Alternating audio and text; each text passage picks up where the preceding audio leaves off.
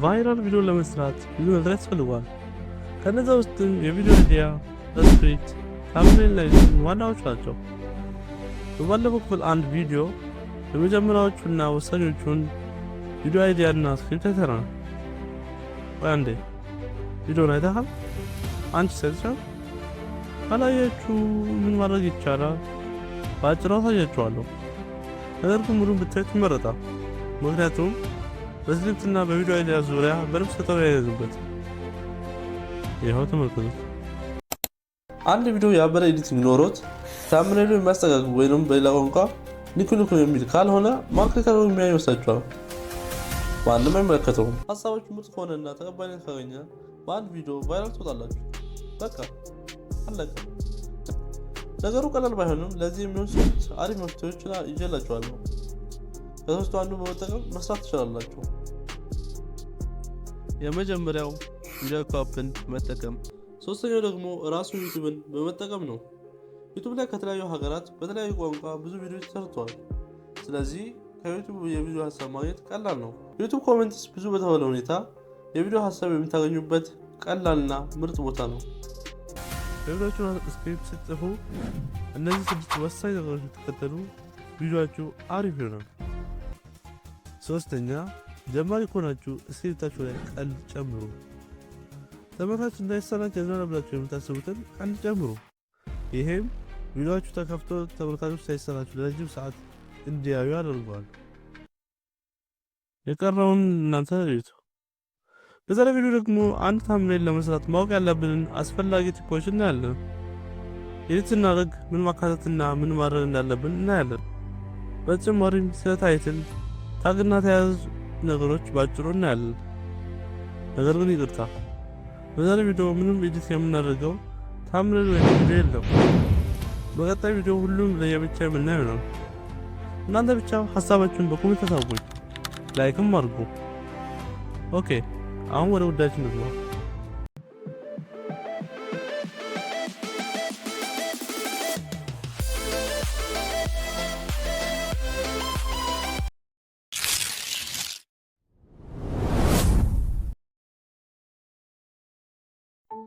ቪዲዮዎቹ የፈለገ ያህል ገራሚ ቢሆን በ450 ሺህ ብር ካሜራ ቢቀዳና በዓለማችን ጎበዝ በተባለ ቪዲዮ ኤዲተር ቢሰራ ታምብኔሉ ካላማረ ከንቱ ልፋት ነው። ምክንያቱም ምንም ያህል ብንለፋ ሰዎች ቪዲዮ ሳይሆን 16 የሆነው ምስል ነው የሚያዩት። እሱ ጭባ ሆነ ማለት ደግሞ ቪዲዮቹ ገደል ገባ ማለት ነው። አንድ ቪዲዮ ኤዲቲንጉ ብዙ ያልተባለ ታምብኔሉ አሪፍ ስለሆነ ብቻ ብዙ ቪው እንደሚያገኝና ሲቲአሩ እንደሚጨምር ታውቃላችሁ? በመጀመሪያ ሲቲአር ምንድን ነው? ሲቲአር አብሪቬሽን ሲሆን ሲዘረዘር ክሊክ ስሩ ሬት ማለት ነው። ይህም ማለት ቪዲዮ ሪኮመንድ ከተደረገላችሁ ሰዎች ውስጥ ቪዲዮ የለኩት በፐርሰንት ሲሰላ ማለት ነው። ስለዚህ የፈለገ ቪዲዮ አሪፍ ባይሆንም ወቻውን ይቆጠርለታል ማለት ነው። አያችሁ? ኦኬ ገባኝ። ታምብኔል በጣም ወሳኝ ነገር ነው። ስለዚህ ማንም ማለት የማይችለውን ልኩን ብሎ የሚጨቀጭቀውን ምርጥ ታምብኔል ለመስራት ማወቅ ያለባችሁ ምንድን ነው? ቀላል 2 ስቴፖች ብቻ። ከዛ በፊት ግን የታምብኔልን ዋና ሀሳብ እንወቅ። ታምብኔል ማለት የሰዎችን ቀልብ በመሳብ ወደኛ ቪዲዮ እንዲገቡ የሚያደርግ ስለ ቪዲዮ ባጭሩ የሚገልጽ ምስል ነው። ስለዚህ ይህን ካወቅን ታምብኔላችንን ስለምንጠቀማቸውን 2 ስቴፖች እንመልከት።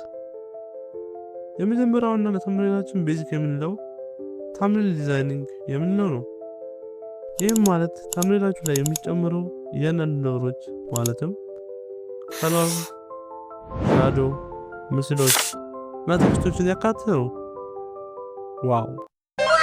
እዚህ አንድ ቀላል ታምብኔል ይሰራል። ሁለተኛው ስቴፕ ደግሞ ቅመማ ነው። ይህ የምናደርገው ታዋቂ ዩቲዩበሮች ታምብኔላቸው ላይ የሚጠቀሙትን ስልቶች በመጠቀም የሰራነው ታምብኔል ማሳመር ነው።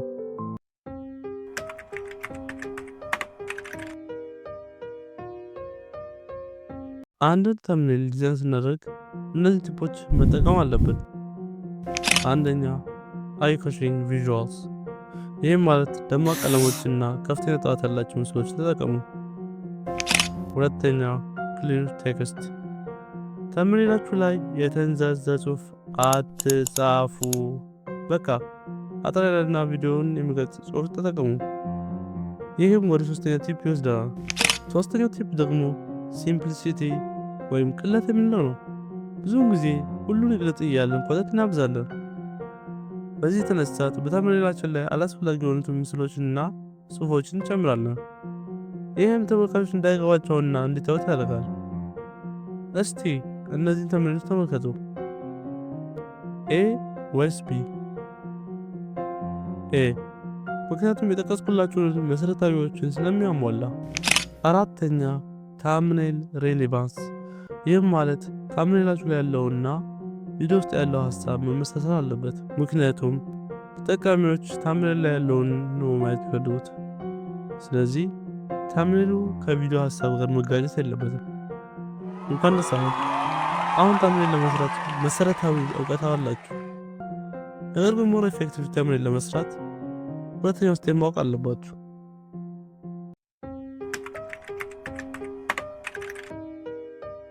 በዚህ ስቴፕ ደግሞ ብዙ ታዋቂ ዩቲዩበሮች ታምኔላቸውን በሰው እንዲነካ ለማድረግ የሚጠቀሙት ቅመማ ቅመሞችን የምንመለከት ይሆናል። ስለዚህ የመጀመሪያው ኔጋቲቪቲ ነው። አብዛኛው ስኬታማ ዩቲዩበሮች ቪዲዮአቸውን እንዲነካ የሚጠቀሙት ሚስጥር ነው። ይህም ደግሞ እኛ ጋር የለመድነው ነገር በተቃራኒ መልኩ ማቅረብ ነው። ለምሳሌ ስኬታማ የምትሆኑበት መንገድ ከማለት ይልቅ ትንሽ ቀይር አድርገን ይህም የምታደርጉ ከሆነ ስኬታማ አትሆኑ፣ ወይም ዩቲዩብ ላይ ስኬታማ የምትሆኑበት መንገድ ከማለት ይልቅ ይህም ካላወቃችሁ ዩቲዩብ እንዳትጀምሩ የምንለው አይነት ነው። ሁለተኛ ደግሞ አውቶሪቲ ወይም እውቅና የምንለው ነገር ነው። ይህም ደግሞ በምታወሩት ዙሪያ ላይ እውቅና ያላቸው ነገሮችን ወይም ደግሞ ሰዎችን መጠቀም ነው። ለምሳሌ ይህን ማለት ትችላላችሁ፣ ወይም ደግሞ ይህን ይዩት። ሶስተኛ ታይም ላይን ወይም የጊዜ ገደብ የምንለው ነው። ይህም ደግሞ እንደገምታችሁት ጊዜ ማስገባት ነው። ታምኔል በ2 ደቂቃ ውስጥ፣ ሲክስ ፓክ በ5 ደቂቃ ብቻ፣ ወይም ደግሞ ዩቲዩብ በ6 ሳምንት ብቻ ምርጫ ዘረኩ የምንላቸው ቪዲዮዎች ናቸው። እናም የመጨረሻው ደግሞ ቢጊነርስ ቲፕ ወይም ለጀማሪዎች የምንለው ነው። ይህም አብዛኛው ትምህርታዊ ቪዲዮዎች ላይ አብዛኛው ሰው ራሱን እንደጀመረ ስለሚያይ እናንተ ታምኔላችሁ ላይ ለጀማሪዎች የሚሆን ቴክስት መጨመር ነው። ለምሳሌ ቪዲዮ ኤዲቲንግ ለጀማሪዎች ወይም አኒሜሽን አሰራር ለጀማሪዎች የምንለው ነው። እስካሁን ካያችሁ ቪዲዮ ወዳችኋል ማለት ነው። ስለዚህ ሰብስክራይብ አድርጉ። አረጋችሁ ወደ ኤዲቲንጉ እንግባ።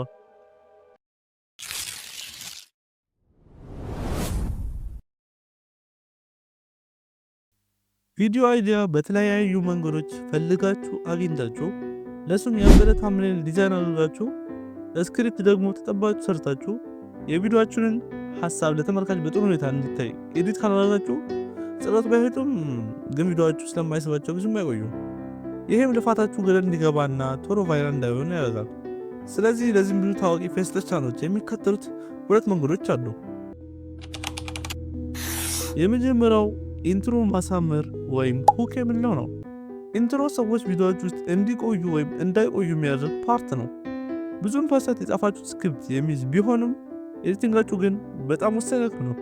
ስለዚህ የቪዲዮዎቹን 15-30 ደቂቃዎች ላይ ያላችሁን የሌላችሁን ኃይል በመጠቀም ቪዲዮዎቹን ማሳመር አለባችሁ።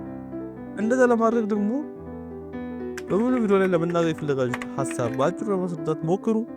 ተመልካች ላይ ጥያቄ ለመፍጠርና ጥያቄውን ለመመለስ ሞክሩ። ከሙሉ ቪዲዮ በበለጠ ኤፌክቶችን፣ ግራፊክሶችን እና አኒሜሽኖችን ቪዲዮዎች ላይ ተጠቀሙ። ሁለተኛው ደግሞ ስቶሪቴሊንግ ነው። ስቶሪቴሊንግ ማለት መጀመሪያ ያሰባችሁትን ሀሳብ ወይም ስክሪፕት ላይ የጻፋችሁትን ነገር ተመልካች እንዲረዳ አድርጋችሁ በምስል መግለጽ ማለት ነው። ይሄም ኢንትሮንም የቀረውንም ቪዲዮም ያካትታል። ስቶሪቴሊንጋችሁ እንዲያምር እነዚህን 4 ነገሮች ቪዲዮ ኤዲት ስታደርጉ መጨመር አለባችሁ። አንደኛው ከቪዲዮ ሀሳባችሁ ጋር የሚሄዱ ቪዲዮዎችን መጨመር፣ ማለትም ከምታወሩት ሀሳብ ጋር የሚሄዱ ቪዲዮዎችን አስገቡ። ብዙ ፍሪና ኮፒራይት ቪዲዮዎች የምታገኙበት የተለያዩ ዌብሳይቶች አሉ። ከነዛ ውስጥም ፒክሰልስ አሪፉ ነው። ሁለተኛ ደግሞ ሳውንዶችን ቪዲዮአችሁ ላይ ጨምሩ። ሳውንድ ለአንድ ቪዲዮ ነፍስ ማለት ይቻላል። በሳውንድ የትኛውን ኢሞሽን መግለጽ እንችላለን። ሳውንድ በሁለት ይከፋል፣ ባክግራውንድ ሚውዚክ እና ሳውንድ ኤፌክት። ሁለቱ ብዙ ልዩነት ቢኖራቸውም ትልቁ ልዩነታቸው ግን በርዝመታቸው ላይ ነው። ባክግራውንድ ሚውዚክ በቆይታው ረጅም ሲሆን ሳውንድ ኤፌክት ደግሞ አጭር ነው። ጥቅማቸውስ? ባክግራውንድ ሚውዚክ ሰዎች ቪዲዮዎቹ ላይ እንዲመሰጡና ስሜታዊ እንዲሆኑ ያደርጋል። ሳውንድ ኢፌክት ደግሞ በዚህ ቀላል ምሳሌ ይዩት። አሁን ደግሞ ተመልከቱት። ሳውንድ ኢፌክት 3 አይነት አለ። ሙቭመንት፣ ቴክስቸርድ እና ኢሞሽን ናቸው። ሙቭመንት የሚንቀሳቀሱ ነገሮች ነው። ቴክስቸርድ ለጽሁፎች እንጠቀማለን። ኢሞሽን ደግሞ ስሜቶችን ለመግለጽ የምንጠቀመው ነው። ሶስተኛ ደግሞ እኔ ብዙ ጊዜ የማልጠቀመው ነገር ግን ለቪዲዮአችሁ አስፈላጊ የሆኑ ኤፌክት እና ትራንዚሽን ናቸው። ቪዲዮአችሁን ቤስት ያደርጋሉ። በተጨማሪ ቪዲዮአችሁ በቶሎ እንዳይሰለቹ ያደርጋሉ።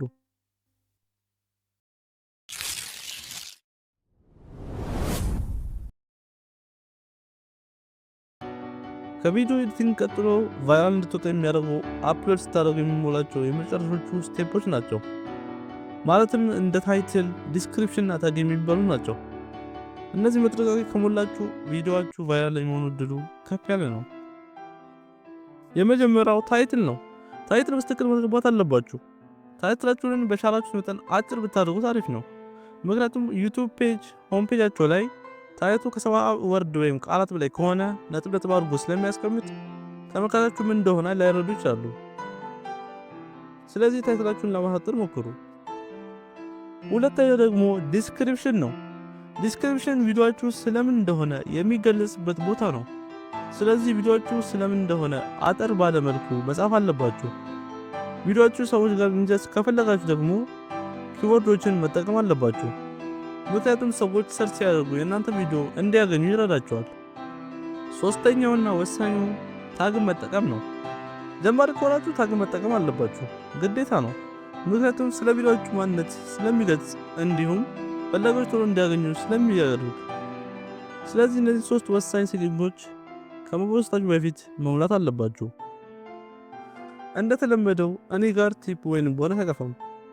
ቦነሱም ቪዲዮአችሁን ልፖስት ስትሉ ቪዚቢሊቲ ሴቲንግ ጋር ስትደርሱ ይህን ማስተካከል አለባችሁ።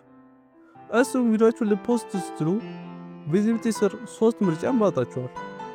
ሞኔታይዜሽን ደግሞ 4 ምርጫ ያመጣችኋል። ከነዛ ውስጥም ቀጥታ ፐብሊክ ብላችሁ እንዳወጡ አንሊስትድ አድርጉት። ምክንያቱም ለዩቲዩብ በእናንተ ቪዲዮ ላይ ጥናት የሚያደርግበትን ጊዜ ትሰጣላችሁ።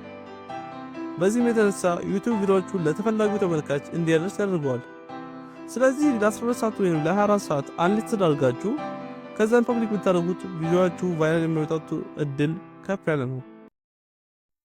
በዛሬውና በፓርት 1 ቪዲዮ እንዴት ቫይራል የሆኑ ቪዲዮዎችን እንደምትሰሩ ባጭሩ አይተናል። ቪዲዮ ከተመቻችሁ ላይክ እያደረጋችሁ ነው። ይህን ዩቲዩብ ቻናል ሰብስክራይብ አድርጋችሁ ምርጥ ኮንቴንቶችን ማየት ትችላላችሁ። ረሳሁት፣ ፓርት 1 ያላያችሁ ካላችሁ በቀኝ በኩል ያለውን ተመልከቱ። እሱ ካያችሁ ደግሞ በግራ በኩል ያለውን ተጋበዙልኝ። ሌላ ቪዲዮ እስክንገናኝ ባይ።